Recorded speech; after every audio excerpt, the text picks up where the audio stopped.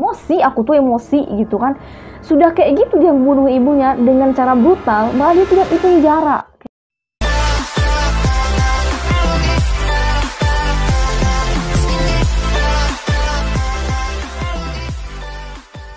Assalamualaikum warahmatullahi wabarakatuh. Terima kasih sudah nonton video ini. Kembali lagi bersama aku Anet, tentunya di channel aku seperti biasa, yaitu Rian Nur Fadri. So, sekarang kalian berada di segmen kriminal. Nah, karena kemarin banyak banget yang udah request ke aku nih geng, tentang kasus seorang wanita yang udah viral kembali di tahun 2013 yang lalu dan sekarang kembali viral, yaitu dengan nama Isabella Guzman, karena dia telah membunuh ibu kandungnya sendiri dengan sangat kejam dan sangat sadis. So, sekarang kita bakalan bahas tentang Isabella Guzman. Gimana ceritanya? Langsung aja. Media massa semuanya dipenuhi dan bahkan digegerkan oleh sosok pembunuh berdarah dingin, yaitunya Isabella Guzman. Kejahatan dilakukan oleh gadis ini dalam 7 tahun silam tersebut tidak membawanya ke penjara. Gadis yang kini setelah berusia 25 tahun tersebut kembali viral karena dia terlalu mengumbar senyumnya kepada awak media ketika dia sedang dalam persidangan. Dan gadis yang diberi nama dengan Isabella Guzman ini nih geng, dijuluki sebagai psikopat cantik lantaran telah membunuh ibu kandungnya dengan cara yang brutal. Kenapa enggak? Isabella Guzman telah membunuh ibu kandungnya sendiri dengan sebanyak 76 kali tusukan di bagian wajah dan bagian leher ibunya. Nah, ada sebagian media mengatakan bahwasanya sebanyak 115 tusukan dan ada juga yang mengatakan 76 tusukan. Tidak menunjukkan sedikit pun ekspresi sedih atau kecewa itu dengan apa yang dia lakukan, bahkan dia nunjukin ekspresi bahagia nih geng. Di mana perasaannya gitu kan, ini ditusuk ibu kandungnya gitu. Penikaman yang dilakukan oleh Isabella Guzman tersebut kepada ibunya terjadi pada tanggal 23 Agustus tahun 2013 yang lalu. Dan ketika itu Isabella Guzman masih berusia 18 tahun nih geng. Dan kejadiannya terjadi di Colorado, Amerika Serikat. Sebelum membunuh ibunya ini nih Isabella Guzman tersebut dikabarkan telah mengalami konflik dengan ibunya. Konflik tersebut bermula ketika ibunya pengen nikah lagi guys. Ibu dari Isabella Guzman ini bernama Yoon Mi Hoy dan dikabarkan akan menikah dengan seorang pria bernama Rian Hoy nih guys. Nah, Rian Hoy ini juga lah yang sudah membeberkan kepada masyarakat bahwasanya Isabella Guzman ini sering adu mulut dengan ibunya. Nah, sebelum menghabisi nyawa sang ibu nih, Yoon Mi Hoy ini, Isabella Guzman tersebut sempat mengirimkan email kepada Yoon Mi Hoy ini, ibu kandungnya guys.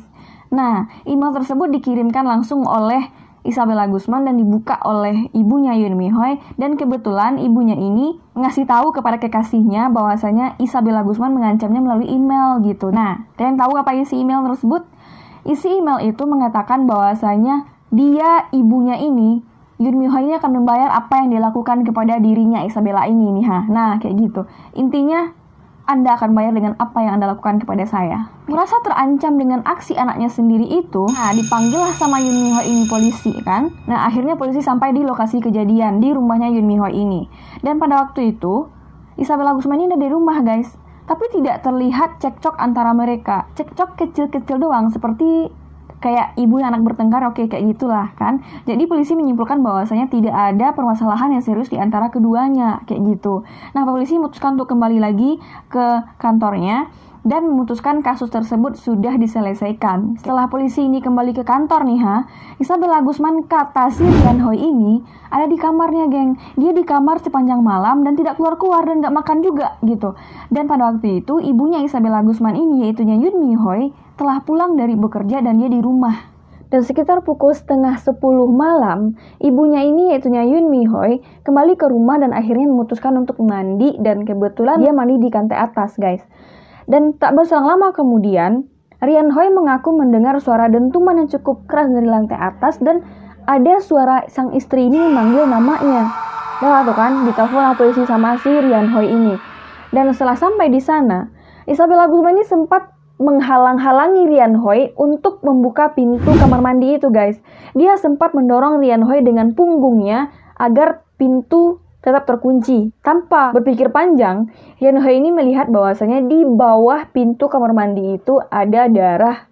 Khawatir dengan keadaan sang istri, akhirnya Rian Hoy tunggu dobrak waktu pintuan. Setelah sampai dia dobrak dan pintu udah kebuka, Dia melihat bahwasanya Isabella Guzman ini udah berdiri di ambang pintu dengan memegang sebuah pisau, guys. Dan betapa kagetnya lah kan si Rian Hoi ini gitu. Karena dia sudah melihat bahwasanya Isabella Guzman lagi megang pisau. Di sisi lain dia lihat bahwasanya ada tubuh sang istri Yoon Mi Hoi terbaring di samping kamar mandi yang sudah berlumuran darah.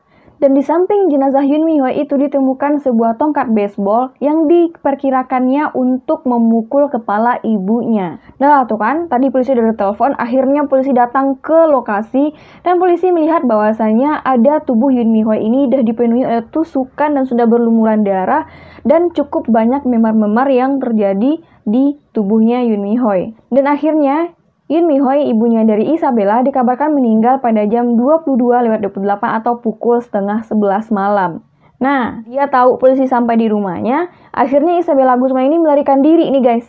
Dia melarikan diri ke sebuah minimarket dan dia sempat berbohong kepada petugas minimarket ini gitu. Dia berbohong kepada petugas minimarket bahwasanya dia tuh diperkosa. Kemudian dia meminta bantuan kepada pihak petugas minimarket untuk meminta izin. Dia pengen bersihin rambutnya dan juga mengganti pakaiannya, guys. Anehnya, sebelumnya dia ngaku kalau dia itu udah diperkosa, tapi dia tidak ngebolehin pihak minimarket ini untuk menelpon pihak kepolisian, guys. Nah, di situ anehnya. Dan ketika petugas minimarket tersebut pengen nganterinnya pulang, dia juga nolak. Dah, tamat ya kan? Tamat di Isabella Guzman. 16 jam setelah dia dinyatakan sebagai buronan, akhirnya dia ketangkap. Ketika dia melakukan pembunuhan kepada ibunya itu, tahun 2013, berarti usianya itu sudah 18 tahun. Ya, 18 tahun dan sekarang dia berusia 25 tahun, guys. Nah, akhirnya disidanglah kan Isabella Guzman ini. Anehnya, dia dalam persidangan tersebut senyum-senyum aja dan merasa nggak bersalah sama sekali. Dan bahkan, dia dinyatakan tidak bersalah atas kejahatan yang dia lakukan, guys.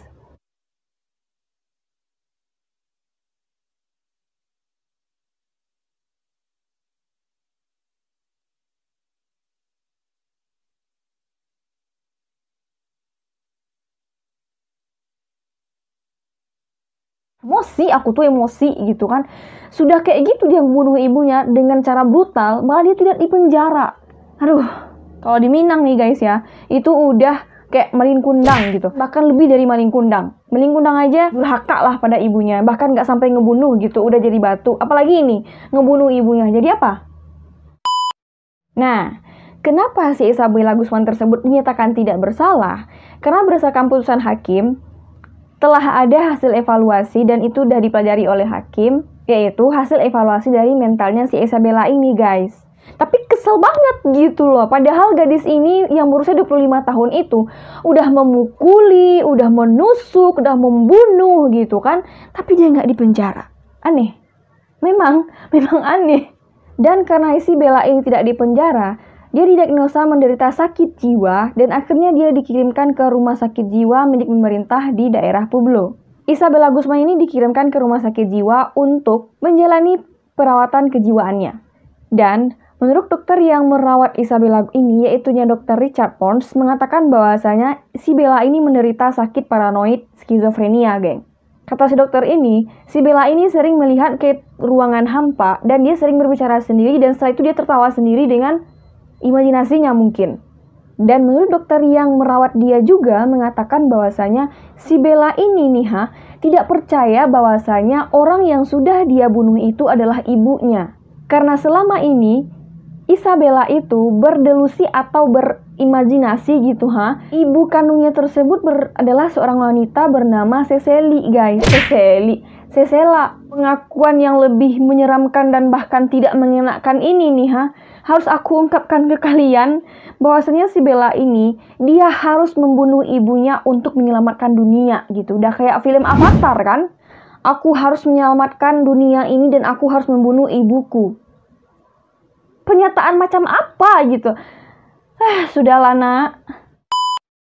Dan akhir cerita nih guys, Isabella Guzman ini akan tetap di sana di rumah sakit jiwa itu sampai dia tidak lagi menjadi ancaman bagi dirinya sendiri ataupun bagi komunitas yang lain.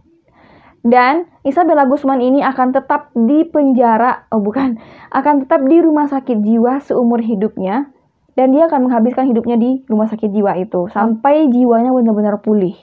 So guys, jadi gimana menurut kalian? Itu tadi yang aku ceritain kalian tentang Isabella Guzman seperti apa.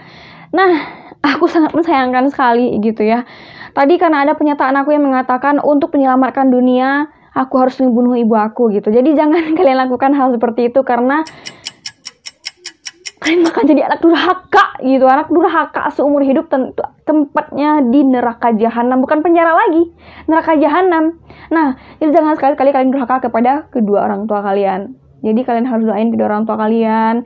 Jadi keadaan kalian harus memuliakan kedua orang tua kalian, kayak gitu guys. Jangan contoh perilaku yang dilakukan oleh Isabella Guzman. So, karena minggu ini kita bahas kriminal, minggu depan kita bakalan bahas tentang biografi. Biografi siapa yang bakalan aku bahas, silahkan kalian request di bawah ataupun kalian request ke Instagram aku yang ada di description box. Aku bakalan tampung semua ide-ide kalian dan akan aku tuangkan di sini bersama kalian. Nah, buat kalian yang suka dengan video aku seperti biasa, jangan lupa tekan tombol subscribe-nya, dan buat yang baru bergabung silahkan share ke teman-teman kalian agar teman-teman kalian juga dapat informasi yang bermanfaat dari channel aku. Dan jangan lupa juga bunyikan lonceng notifikasinya agar kalian tahu kalau aku update video terbaru setiap minggunya. So, seperti biasa, channel aku ini membahas tentang kriminal, horor, sekali-sekali sih. Dan juga biografi, terus lagi sejarah. Assalamualaikum warahmatullahi wabarakatuh. Bye-bye. Love you.